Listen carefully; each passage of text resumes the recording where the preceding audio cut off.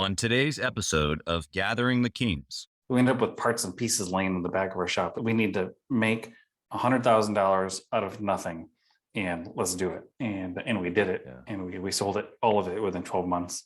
And we've done that a few times, and we've been very, very blessed with that. But yeah, the hustle in the game.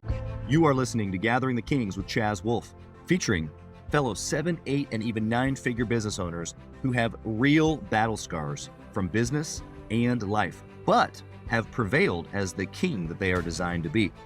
We welcome high-performing entrepreneurs to the stage in order to reveal the real of the real on what it takes to build a successful business today. We dissect the good and bad decisions they've made along the way that give a true and accurate picture of the journey of success and how you too can get there.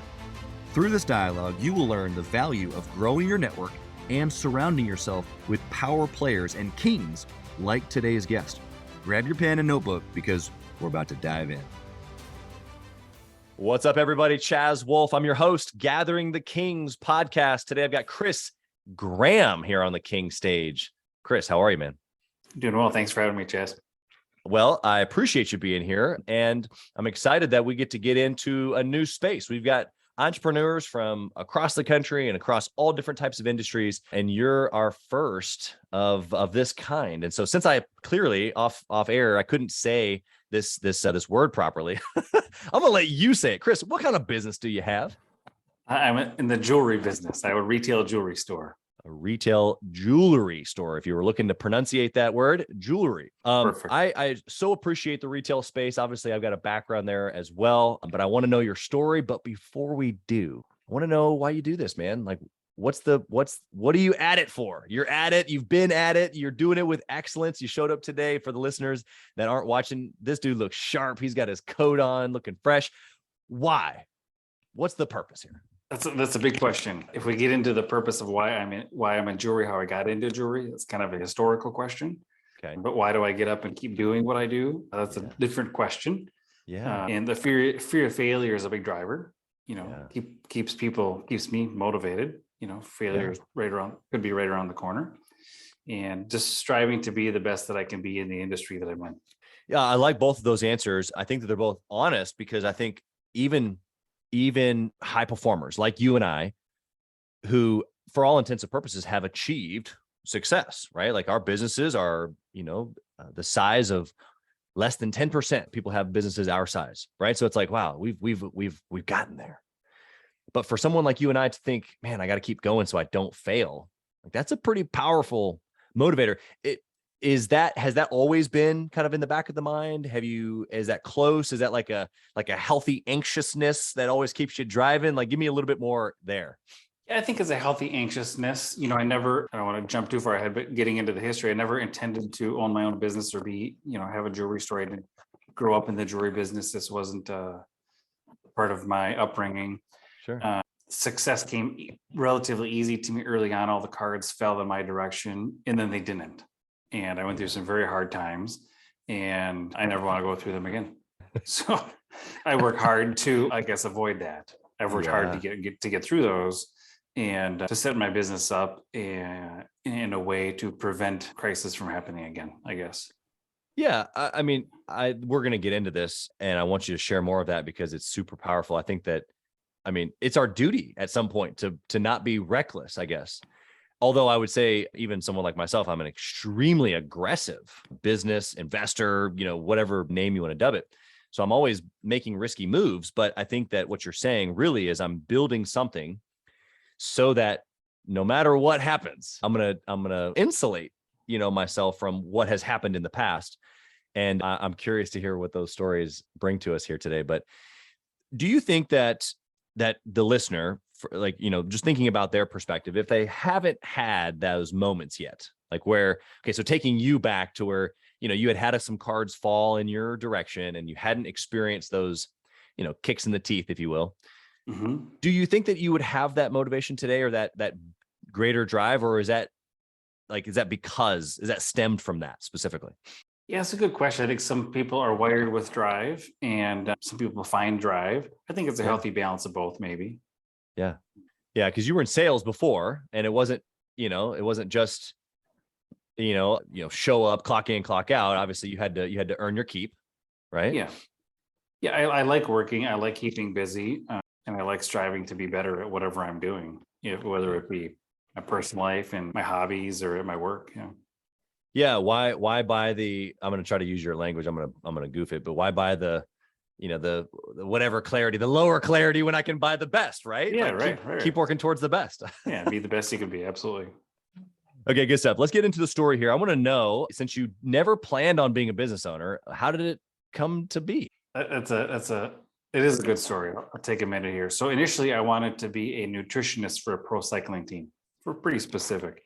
Yeah. And turns out there's not many positions for that. It's difficult to get into. And I wasn't a great student. So I went to college to get my chemical engineering degree. Okay.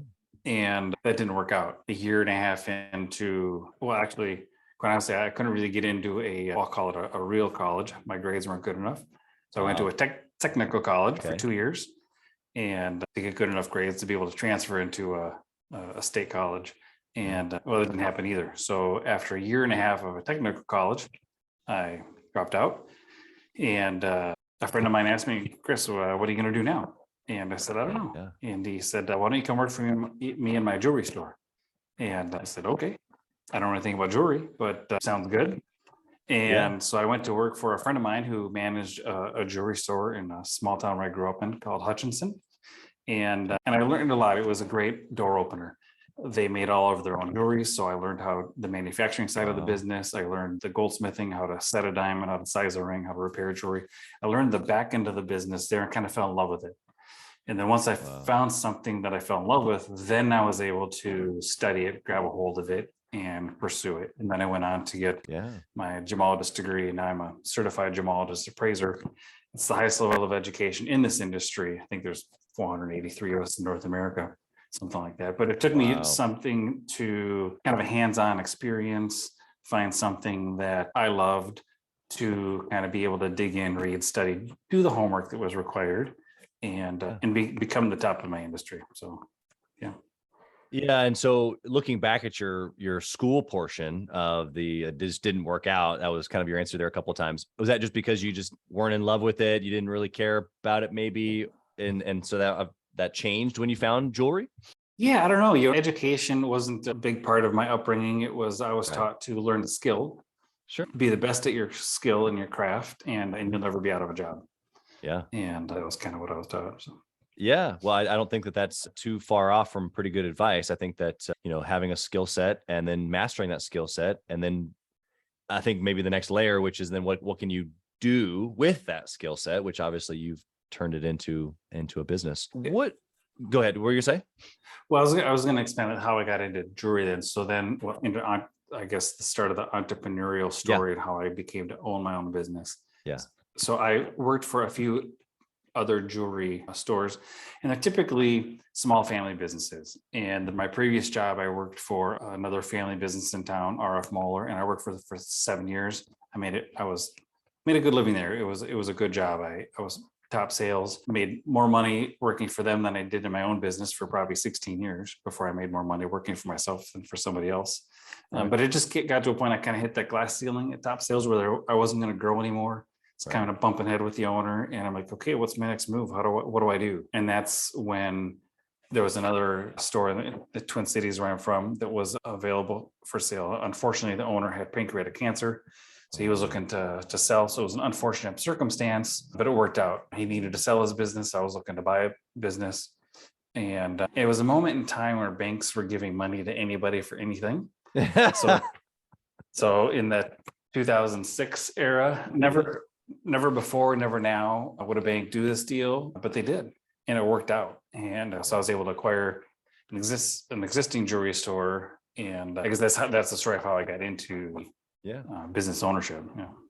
Yeah. I mean, obviously, purchasing a business versus starting a brand new one, obviously, is a different road. It's a different challenge. Looking back, I've done both, and I just buy it.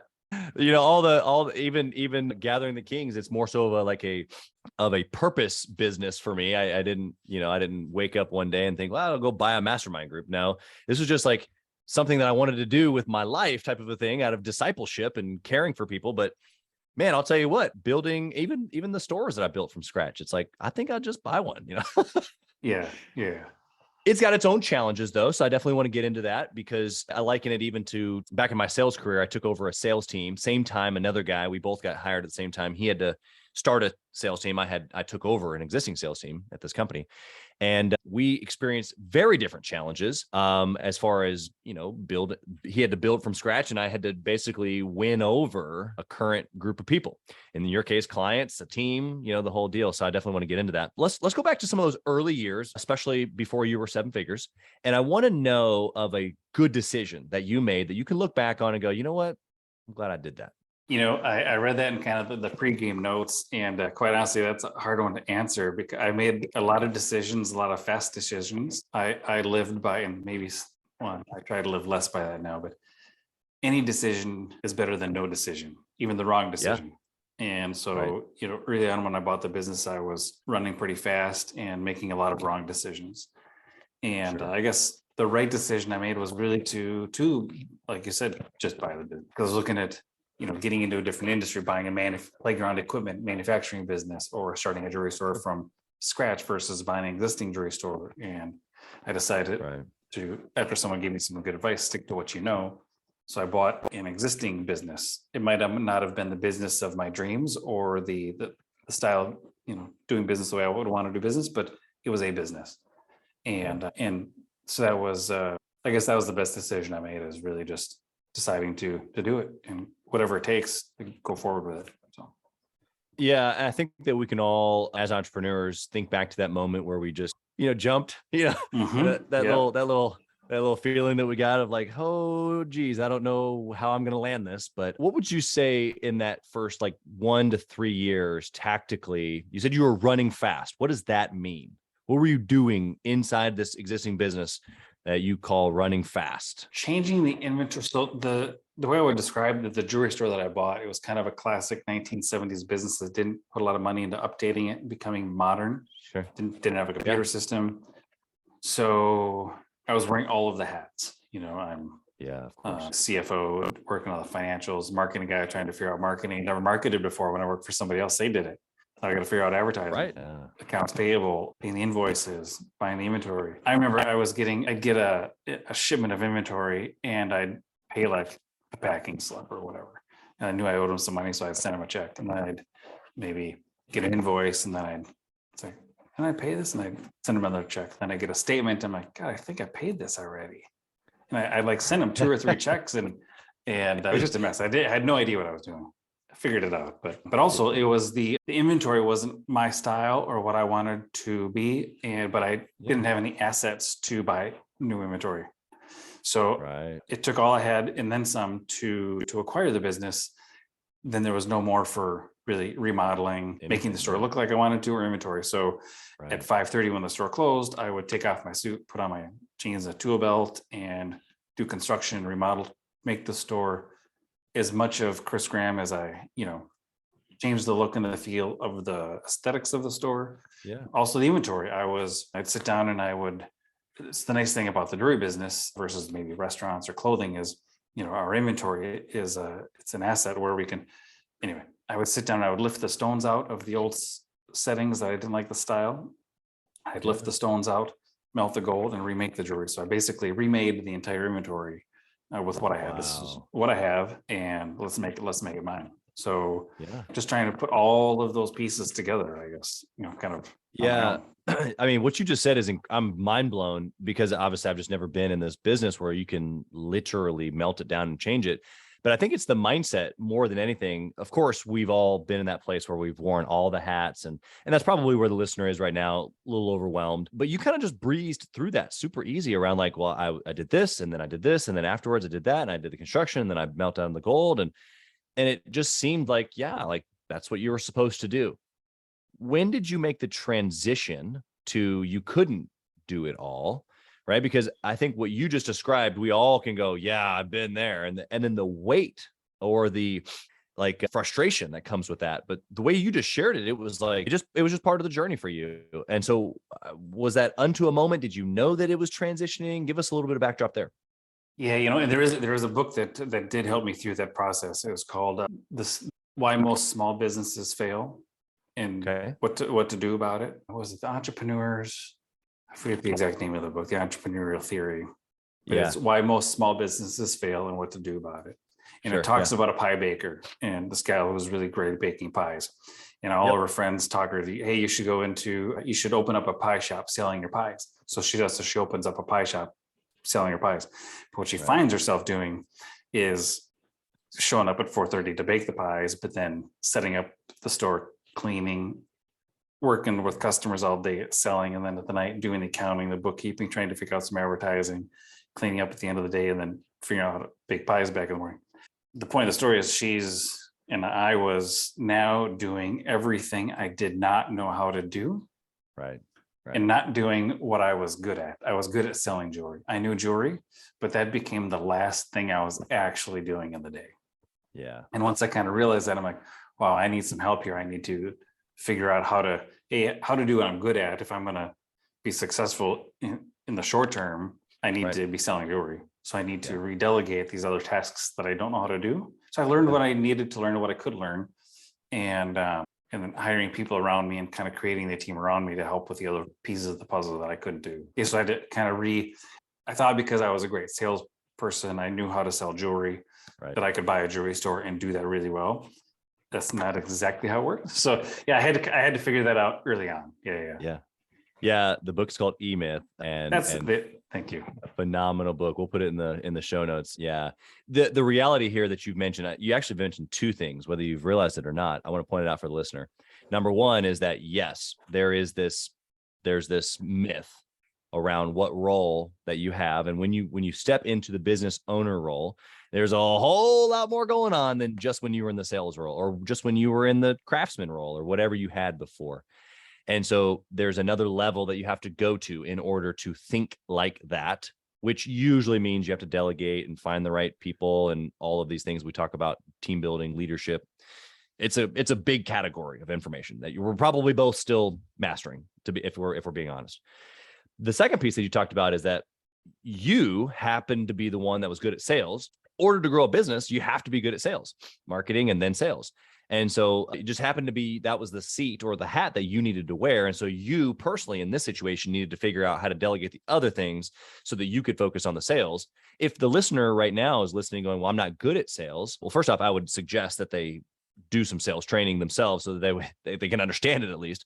But just like Chris delegated out the accounting and the bookkeeping or the advertising, all those other things, then you too need to hire out the sales, because you can't just not do it.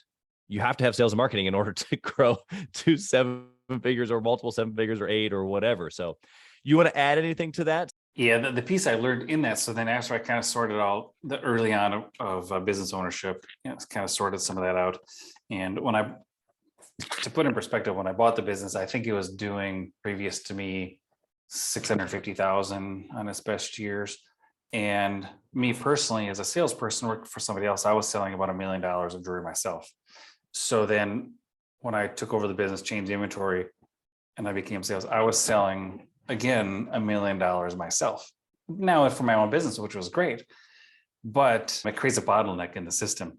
The business can't grow if I'm top sales and all the customers coming in are asking to work with Chris Graham. That's a bottleneck in the company. We can't grow past Chris Graham.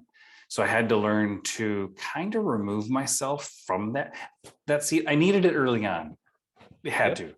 Yep. But there came a point I needed to transition that where I can't handle all of the sales or the business ends with me. And so then I started to turn it over to some of my other salespeople, transition clients, train the staff, but also give them the faith and the trust that they can take care of, my best clients, all of the clients. And so then that was a process, and it's still a process. Turning over, having a management team and delegating and training the staff and being the owner, but really removing myself from the spotlight to let the company grow beyond me. 100%. The mindset is spot on. How in those moments you said, transitioning the client, because most likely the listener right now is in that same place where either been the sales or they've been wearing all the hats out of necessity, like we talked about. And so how does that person or how did you go about transitioning? Well, I want to work with Chris Graham to, well, here's a great guy on my team and I need you to work with him and not me. How did you do that with clients? Yeah, well, I try to do it without having that exact conversation. But yes, really through follow-up. And I guess I would start off with, I started where I would be the front man, the face person with the customer, but if any research or back work, if we're building a piece of jewelry for a customer, there was a staff person, salesperson, was kind of, they would do all the behind the scenes work. And then through that, the customer would have a little bit of contact with them and kind of slowly introducing them to the customer. And that did work out really well. But then I also did have to kind of come to a realization where no employee is going to be 100% of me. No one's going to think the way I think, do it, work the way I work. So at what percentage of me am I okay with them being? If they do 60% of the job I would do, is that okay? If they do, is it 80%? Is that my expectation? What percentage of that am I okay with? And that was something that's kind of helped me with that also. No one's going to be 100% of Chris Graham. Yeah. So what am I okay with? What isn't okay and what is okay? And what do I have to accept and what do they have to be? Yeah, exactly. You're right. Because it's this never ending cycle of trying to get someone to be you. That doesn't end well. They're not going to be you. You aren't out there that you're going to find. And so the reality is that you have to be okay with it to a degree. But I loved how you gave the percentage, because what that does for me in my mind is that if I can identify this percentage, let's call it 80%, what that does for me is that it allows me to be them without necessarily lowering the standard. We don't have to lower the standard of Chris Graham or Graham Jewelers. I just allow you to be you inside of the standard of what this looks like. And although it doesn't look exactly like me, it doesn't necessarily mean that it's only 80% of what 100 looks like. It just means that you're you, I'm me. We're both operating inside of these guidelines of standard, of customer care or client experience, whatever we want to call it. And from what I have found, maybe you can speak to this from your team, but the autonomy that you give to your people when you do that frees them to be able to then start making decisions, treating customers without needing you. Would you like to add anything to that? Yeah, no, absolutely. And also finding out that then also your staff actually has skill sets that you don't have. And that's when you've been suppressing the whole time because they're not like absolutely. You. Absolutely. And then it gets fun because you can see what other people bring to the table that you didn't see before. Yeah. So good.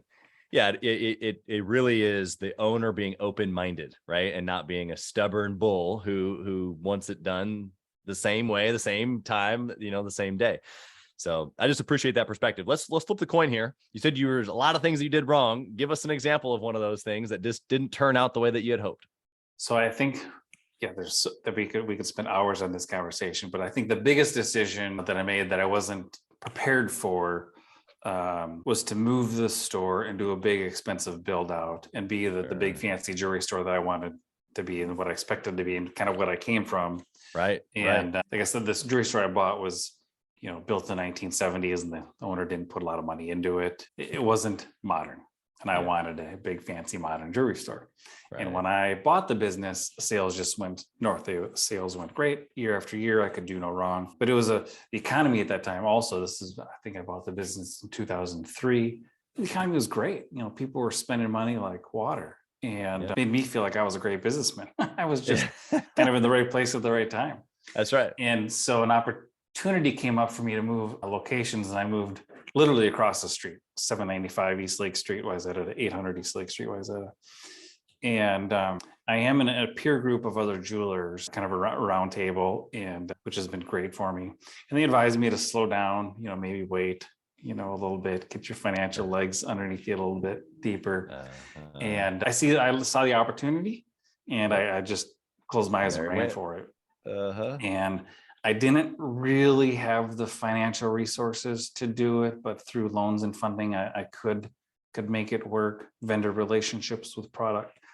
Anyway, I didn't have the proper inventory, meaning at the time, my customer base was buying expensive fashion jewelry. Let's say for female self-purchase, a $4,000 piece of jewelry to match a dress for the event that evening. Business was great. And but I didn't have to have the core basics, like the milk of the grocery store, right? For us, it's Right. a bridal business where the economy is good or bad. The young guy is going to buy an engagement ring. 100%. Gold hoop earrings. They might not be expensive, but every woman has them.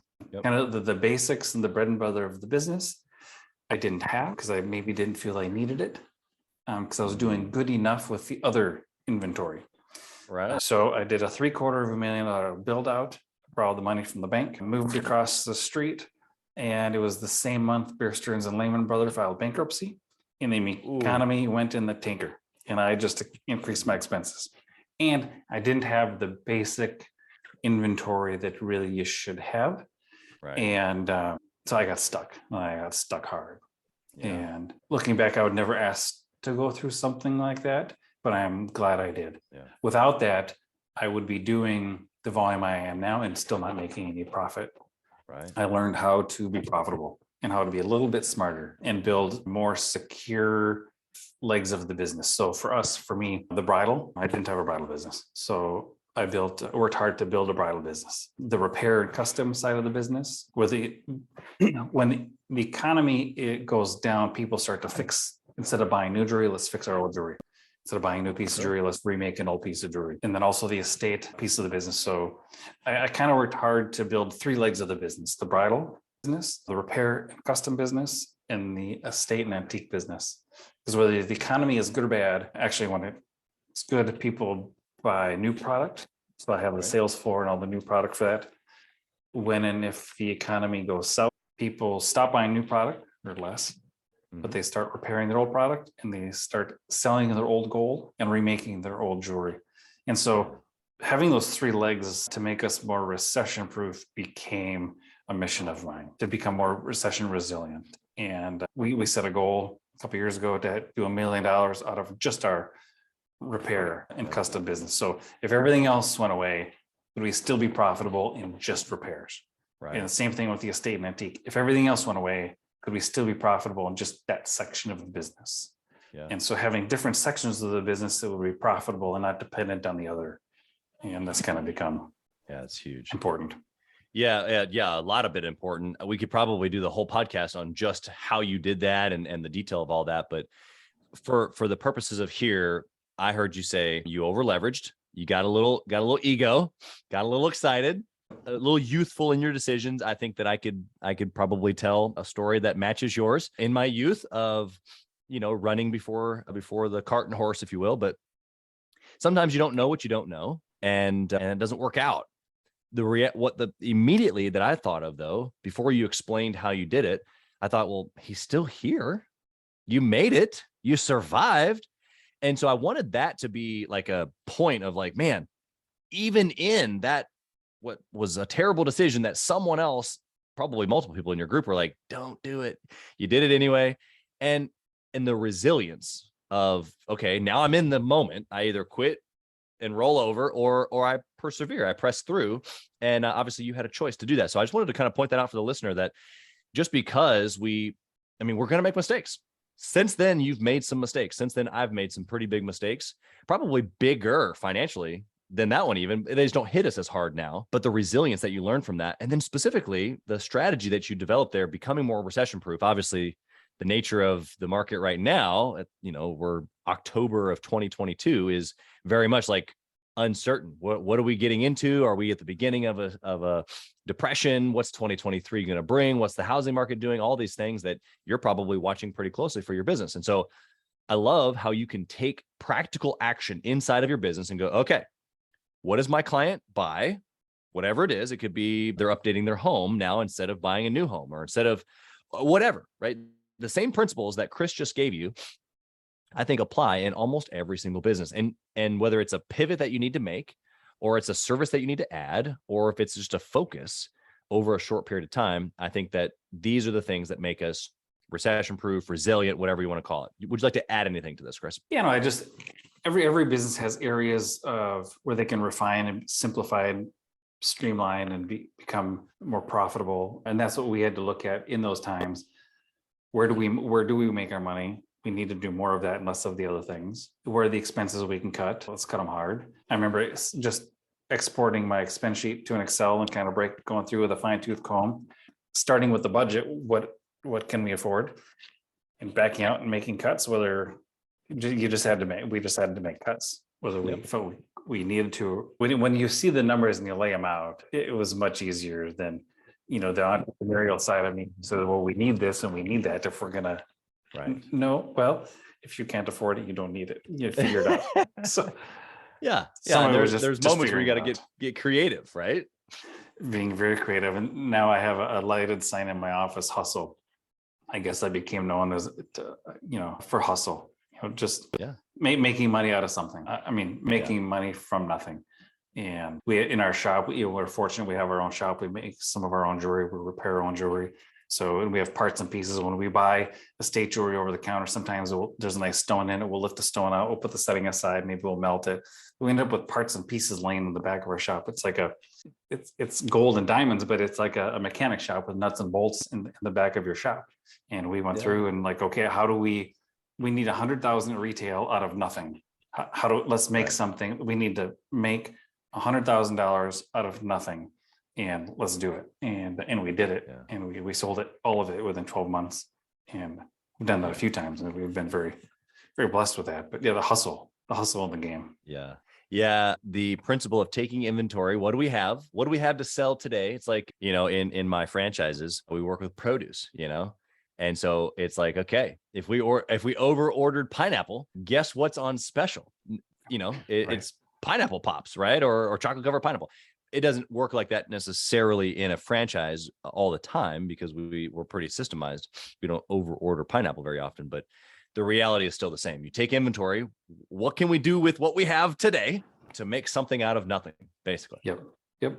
Love the principle. Okay, so let's transition here to the speed round. In your business, in this jewelry business, what would be the one trackable metric? If you could only pick one thing to track forever and ever, what would it be? Expenses. Okay. And why is that your one trackable? Because it doesn't matter how big or small the sales are. If your expenses are too high for what the sales are, that's a problem. So just always making sure the expenses match. Got it. The So it's current not so sa- much the current sales necessarily scenario. matching them. Got it. Okay. Making sure you're profitable, making sure the margin's there. Right. Right.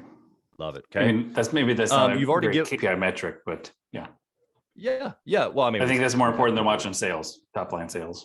we've had people say happiness. So, Sure. like it's whatever. I mean, I think that it inside of the way that your brain works and functions, that answer allows us to see just a glimpse, And so, and that's the clarification I got from that, is like, it's not so much necessary, because you can only manage the expenses.